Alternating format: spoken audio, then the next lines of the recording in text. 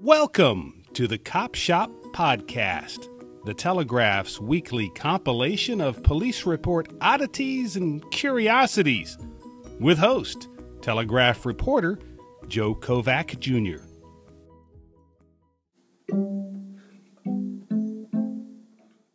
Early one morning a few weeks ago, a South Macon man was awakened by a phone call.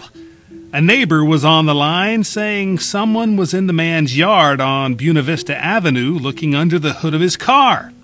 The man, 20, went out and found a woman standing beside a tree. Nearby, the hood of his 2003 Mercury was open. The car's battery had been unhooked from its cables. The woman there by the tree began walking away, but then returned and reattached the cables. The scenario was noted in a Bibb County Sheriff's report. It happened on July 20th. The woman, who is 46 and well known to cops on the city's south side along Houston Avenue, down below Rocky Creek Road, later told sheriff's deputies she had happened by the young man's house. She said she was, quote, just being a nice person by reconnecting the car's battery. A sheriff's deputy asked how, if the woman were merely passing by in the pre-dawn darkness, she knew the battery wasn't hooked up. She again said she was just being friendly. The deputy in his write-up said he told her, "You're not making any sense." She replied that she didn't do anything wrong and that the deputy needed to spend his time doing his job instead of, quote, wasting taxpayer money. The woman was jailed on an entering auto charge.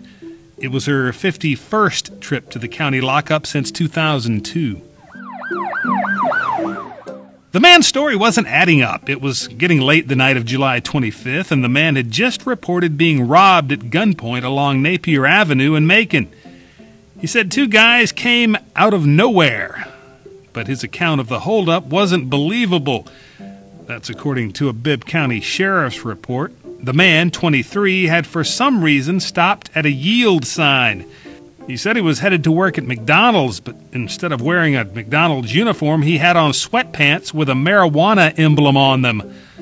According to the sheriff's report, when the man, quote, realized that we did not believe his story, he decided to let us know that he made up this story so he could have an alibi of where he was, so his girlfriend wouldn't know where he'd been.